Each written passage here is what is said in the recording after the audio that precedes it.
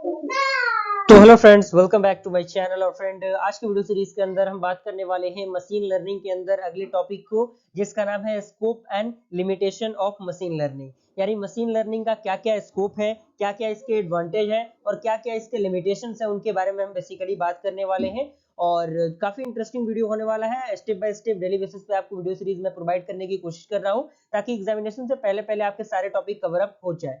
और ये जो नोट्स है आप बनाते चलिएगा इन नोट्स को, ताकि जो चीजें हैं वो क्लियर हो जाए। और एग्जामिनेशन से पहले पहले अगर आपके पास नोट्स रहेगा तो आप इधर उधर भटकेंगे नहीं, चीजों को आप क्लियर जस्टिफाई कर सकते हैं और चीजों को लिखते चलिएगा, आपके लिए बेहतर होगा। ओके, तो आइए हम देखते हैं क्या है। तो स्कोप ऑफ मशीन लर्निंग सबसे पहला पॉइंट इसके अंदर, और वो है आपका मशीन लर्निंग इन एजुकेशन। जी हाँ दोस्तों, एजुकेशन के अंदर मशीन लर्निंग का होना बहुत ही ज्यादा जरूरी है। और मशीन लर्निंग के कंसेप्ट से जो भी आपके ऑनलाइन जो प्लेटफॉर्म है, ऑनलाइन जो क्लासेस है, कहीं ना कहीं वो सारी चीजें मशीन लर्निंग की मदद से ही संभव हो पा रही है। कहीं ना कहीं उसके अंदर आर्टिफिशियल इंटेलिजेंस का प्रोसीजर यूज हो रहा है।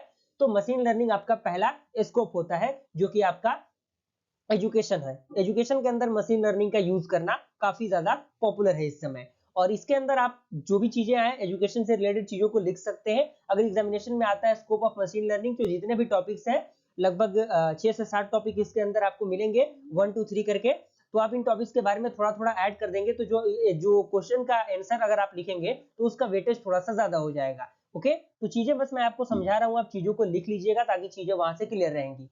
सेकेंड आपका आता है machine learning in search engine. जी हाँ दोस्तों, सर्च इंजन के अंदर मशीन लर्निंग का कंसेप्ट यूज किया जाता है। जैसे सर्च इंजन अगर हम बात करें गूगल क्रोम की, तो गूगल क्रोम क्या है, एक प्रकार का सर्च इंजन है। वहां पर भी जो भी चीजें हम, मान लीजिए कोई भी चीजें हम ब्राउजर के अंदर टाइप कर रहे हैं, कोई भी चीजें अगर हमें टाइप कर रहे हैं, तो कोई भी हमारा जो एग्जीक्यूशन है वो हो रहा है और हमारा जो आउटपुट है वो स्क्रीन पे नजर आ रहा है। तो कहीं ना कहीं वो सारी चीजों को फेस करने के लिए, वो सारी चीजों को एक्सेस करने के लिए मशीन लर्निंग के कंसेप्ट का यूज किया जा रहा है। तो वो किसके वजह से हो रहा है, वो मशीन लर्निंग की मदद से ही हो रहा है, जो कि सर्च इंजन इन चीजों को यूज कर रहा है। तो इसके अंदर आप इन चीजों को ऐड कर सकते हैं। ओके, अगला पॉइंट आपका है machine learning in digital marketing. जी हाँ दोस्तों, आज के दौर पे डिजिटल मार्केटिंग काफी ज्यादा पॉपुलर हो चुका है, और जो डिजिटल मार्केटिंग वाली चीजें हैं वो ज्यादा बढ़ चुकी हैं। तो डिजिटल मार्केटिंग में भी मशीन लर्निंग के कंसेप्ट का यूज किया जा रहा है, क्योंकि by the help of machine learning चीजों को काफी आसान किया जा रहा है, और चीजों को काफी ज्यादा एलिब्रेट करने के लिए, बढ़ाने के लिए मशीन लर्निंग के कंसेप्ट का यूज किया जा रहा है। ओके,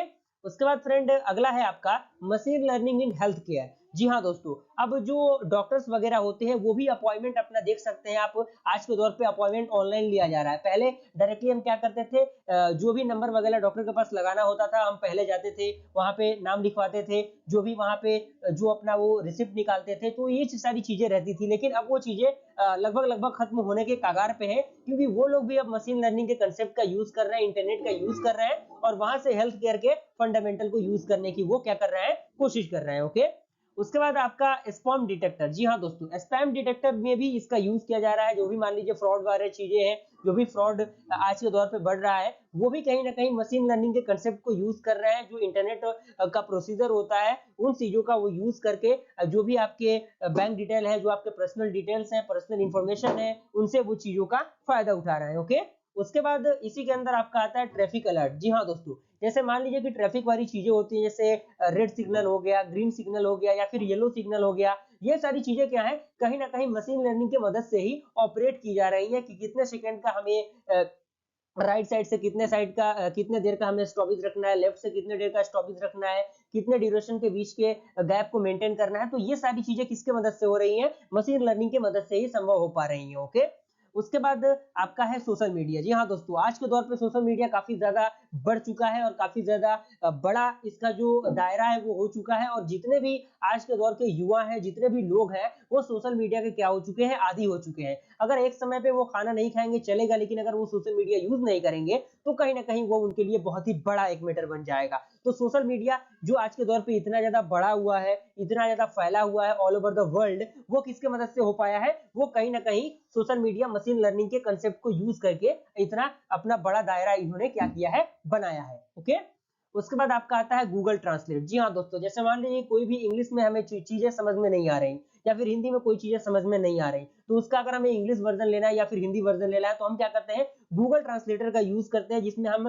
कुछ चीजें अगर बोल के लिखना होता है तो वो डायरेक्टली उसका इंग्लिश बता देते हैं। तो वो भी कहीं ना कहीं क्या कर रहा है, मशीन लर्निंग के कंसेप्ट को यूज कर रहा है, और उन चीजों के मदद से जो चीजें हैं वो काफी आसान हो रही हैं। तो कहीं ना कहीं ये सारे फंडामेंटल जो है वो स्कोप ऑफ मशीन लर्निंग के अंदर आते हैं। तो ये 8 टॉपिक आपको यहाँ पे मिल गया, जो कि आपके लिए सफिशिएंट है। एग्जामिनेशन में अगर आता है 8 टॉपिक आप लिख देंगे, और सारे टॉपिक्स के बारे में थोड़ा थोड़ा 2-3 लाइन 4 लाइन आप ऐड करते जाएंगे, तो चीजें काफी ज्यादा हो जाएंगी, कंटेंट काफी ज्यादा हो जाएगा, और आपके एग्जामिनेशन पॉइंट ऑफ व्यू से वो आपका क्लियर होगा। लेकिन मुझे पूरी उम्मीद है कि जो भी चीजें मैंने समझाई पॉइंट वाइज आपको समझ में आ गया होगा पूरा चीज। ओके, उसके बाद आपका आता है कि लिमिटेशन क्या है मशीन लर्निंग का, कौन कौन सी बातों पे हमें विशेष करके ध्यान देने की जरूरत है, क्योंकि ये सारी चीजें भी बहुत ज्यादा जरूरी है। पहला इसके अंदर है लिमिटेशन की accuracy depend on training and learning which is not always available. यानी जो भी आपका एक्यूरेसी है वो क्या है, हमेशा अवेलेबल नहीं रहेगा। जैसे मान लीजिए कोई भी हमारा हम मान लीजिए कोई भी फ्रॉड के जरिए कोई भी मैसेज आया, कोई भी ईमेल आया